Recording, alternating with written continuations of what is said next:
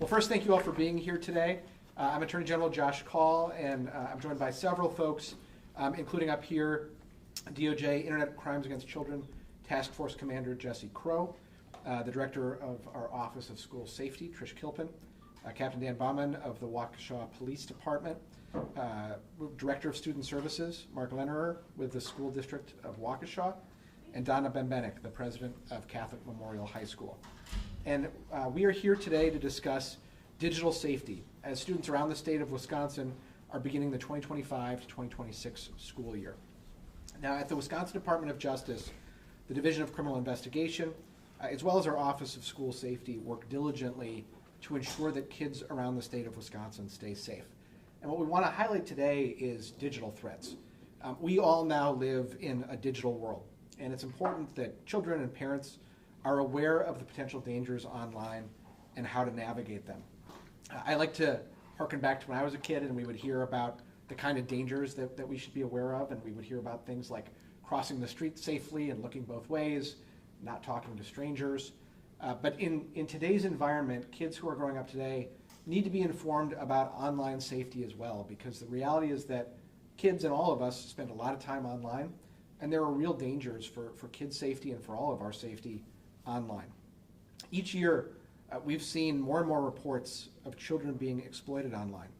And at DOJ, as well as in local law enforcement, we're doing what we can to combat this growing threat.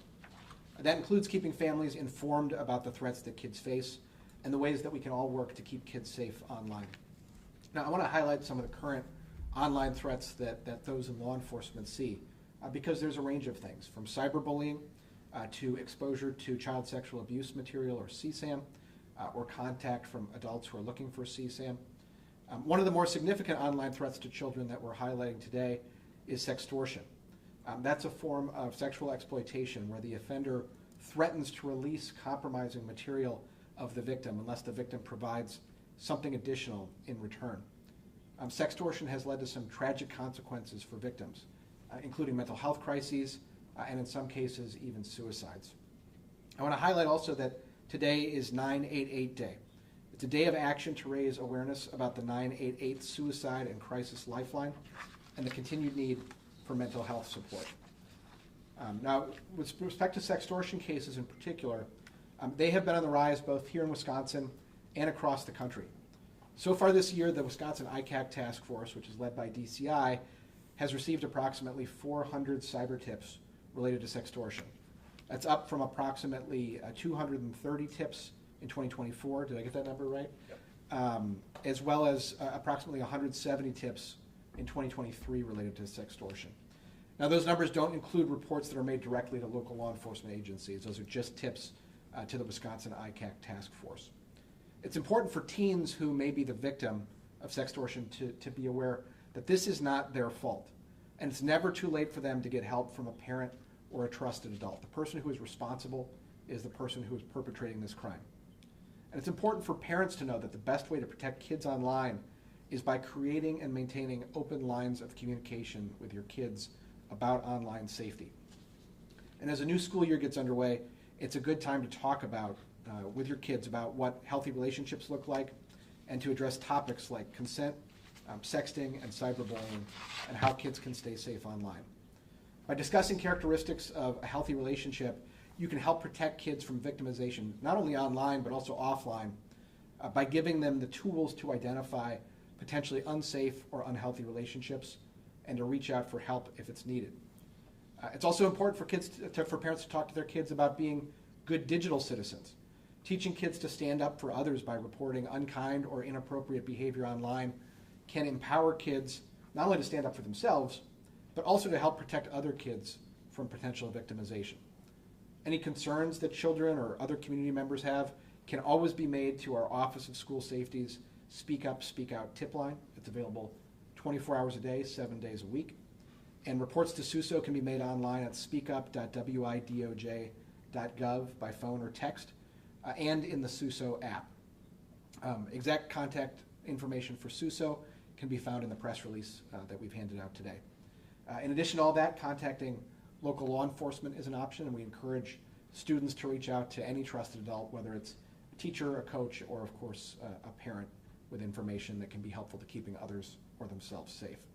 So with that, I'm going to turn things over to Wisconsin ICAC Commander Jesse Crow for more information on the ICAC program. Jesse?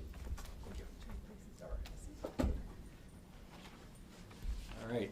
Good afternoon, everybody. Thank you for being here. So I'll give a little background on the ICAC program itself. So the ICAC program is actually started in 1998 when Congress saw that there might be some issues coming up with the internet and child exploitation, so they authorized 10 different states to have a task force.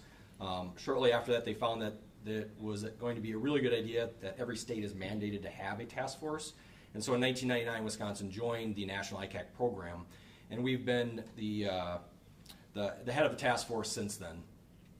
Back then, we didn't get really any cases. Today, a lot of stuff that we do as the ICAC is through cyber tips.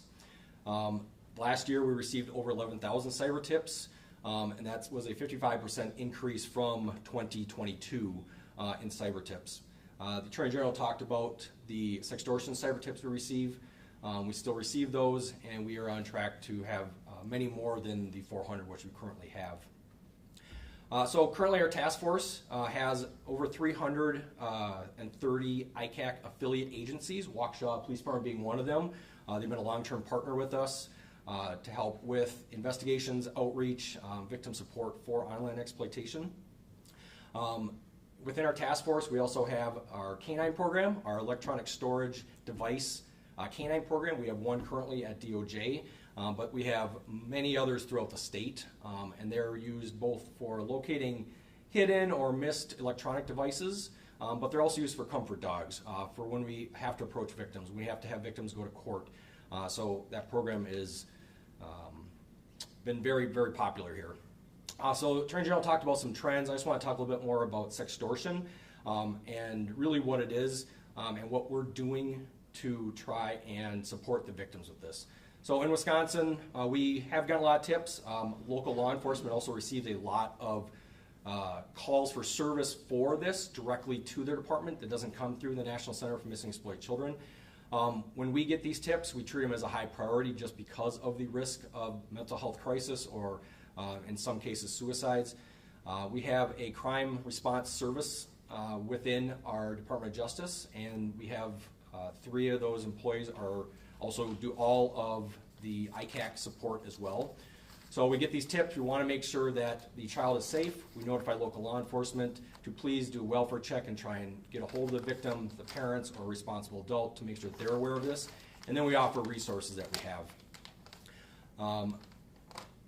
So the resources that we have, we started in 2024 with a poster campaign. This is a sextortion poster that we have.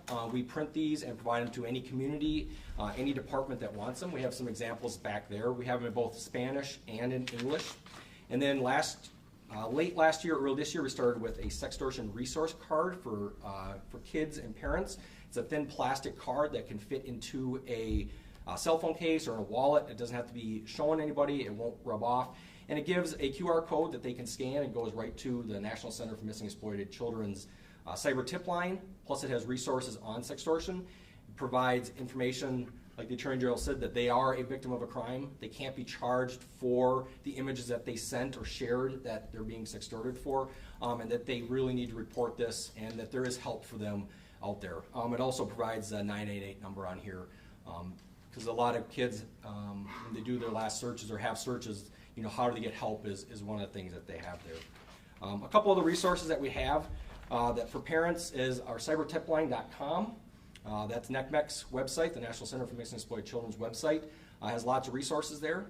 NECMEC also has a site called NetSmarts. It's an educational site that they provide tons of resources for parents, educators, kids, whoever wants to use it for online safety. We have our affiliate agencies throughout the state that they can reach out for. And then last thing I'll mention is there's a QR code back there. We have a community newsletter that we share every month to anybody that wants to have interest or information about the online trends, what's happening out there, the newest apps that are out there. It's free of charge. So it's good, and it goes out to a lot of people. So You can sign up for that using that. And with that, I'm going to turn this over to Trish to talk about school safety. Thank you.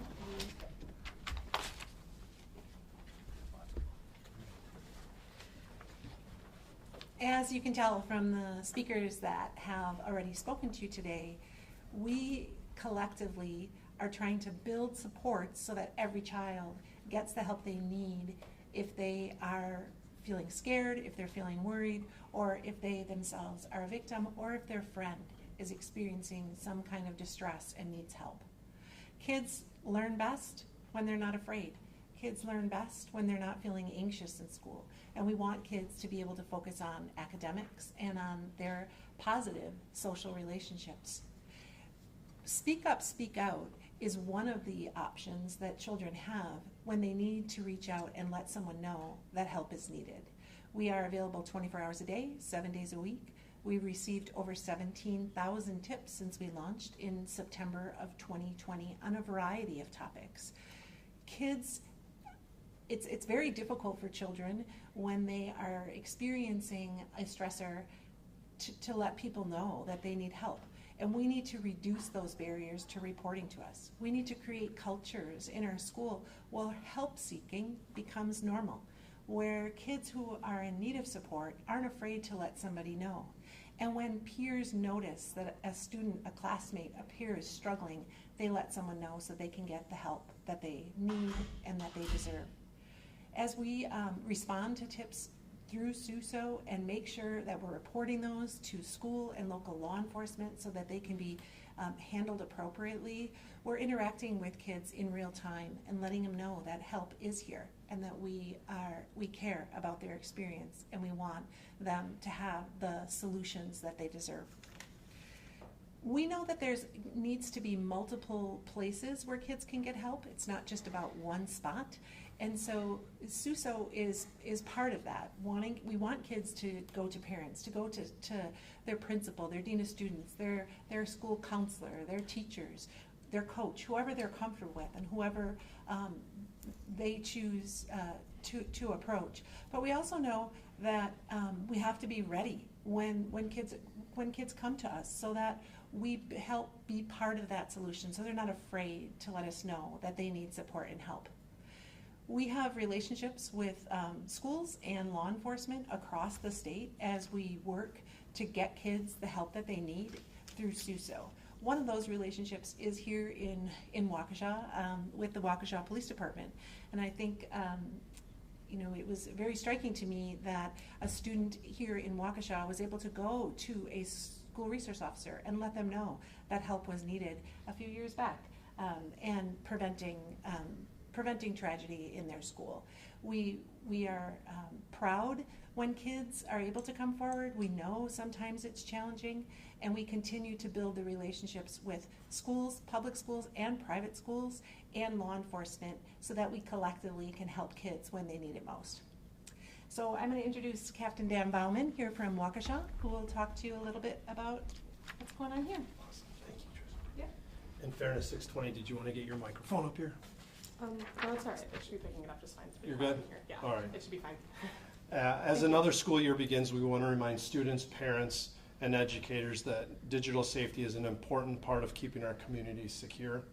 The Department of Justice has several resources specifically to protect our young people and support our schools. Our Office of School Safety operates the Speak Up, Speak Out tip line, which gives students a safe and confident way to report concerns ranging from bullying to threats of violence. Every tip is taken seriously and routed to the right professionals for a quick response. We are also proud of our work with our Internet Crimes Against Children's Task Force, where law enforcement agencies across Wisconsin, including here at the City of Waukesha Police Department, work together to identify and stop those who exploit children online. In addition, the Wisconsin Intelligence Center provides critical information sharing analysis so the local agencies can stay ahead of evolving digital threats. Together, these programs form a strong network prevention, intervention, enforcement that help keep our students both safe online as well as in the classroom. With that, Mark Leonard from the School District of Waukesha. Thank you.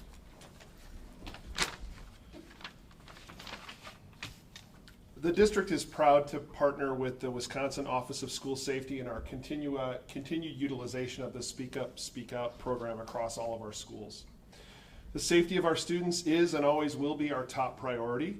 We believe that a secure learning environment is the foundation of a successful education for our students. And while we have robust safety protocols already in place, including dedicated school resource officers and our regular safety drills, we know that in today's digital world, we need to be proactive.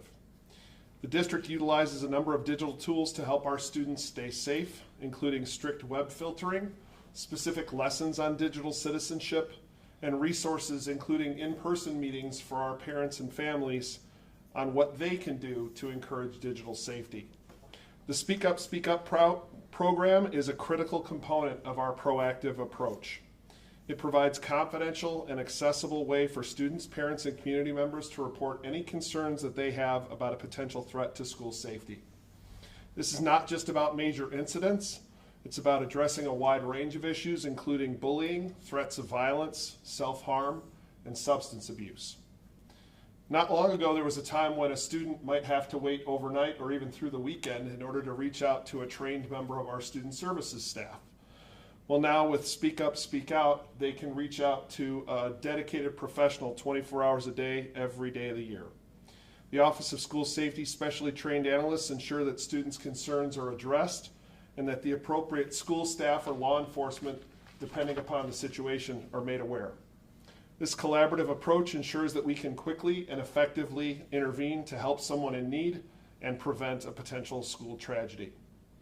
The reality is that students often know when a peer is struggling.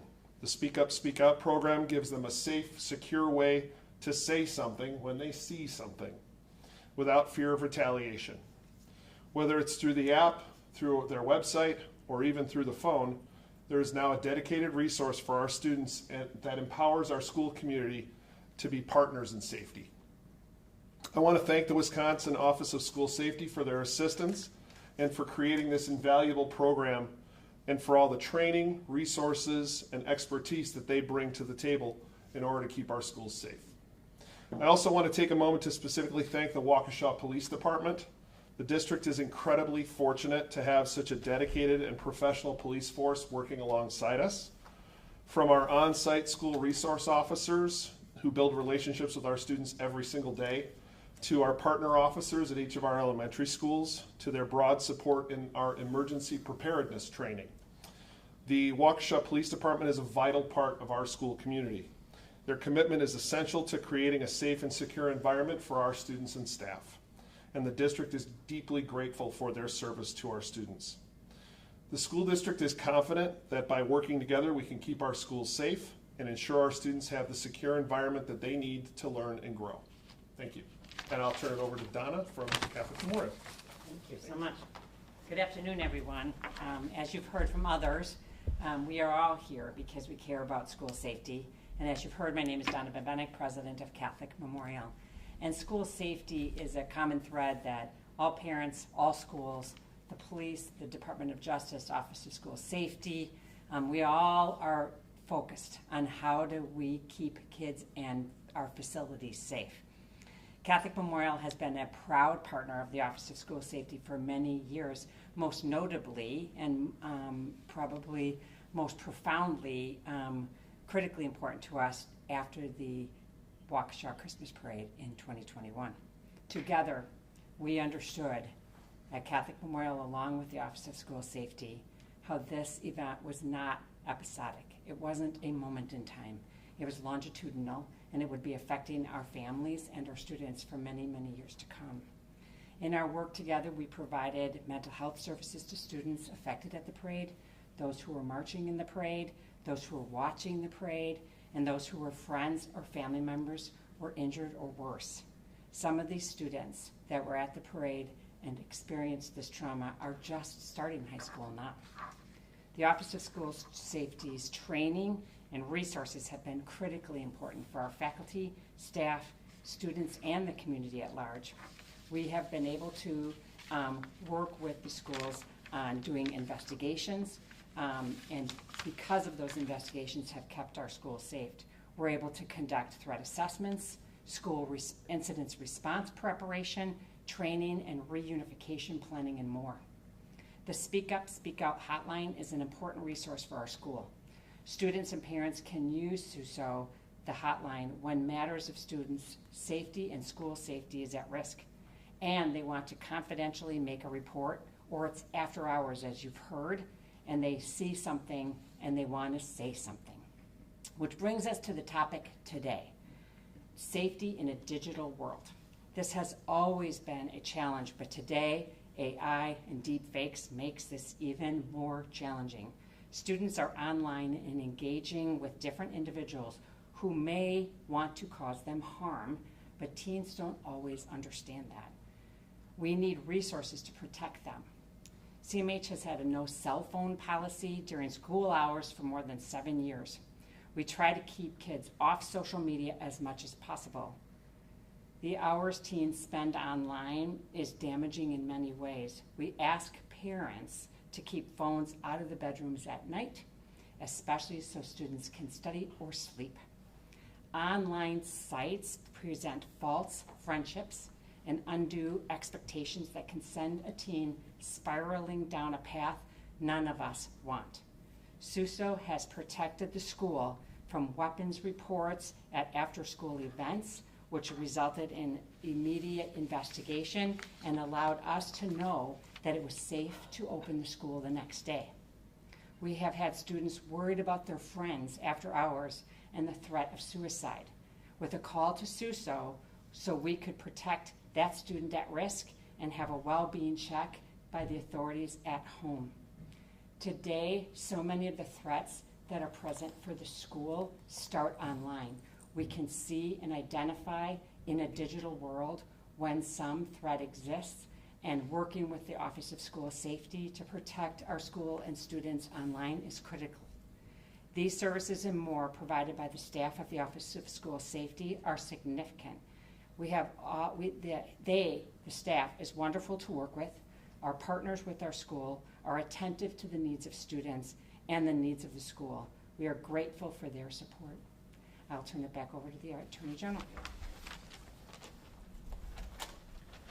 Great. Well, thank you again to everybody for being here today. With that, we're happy to open up to questions.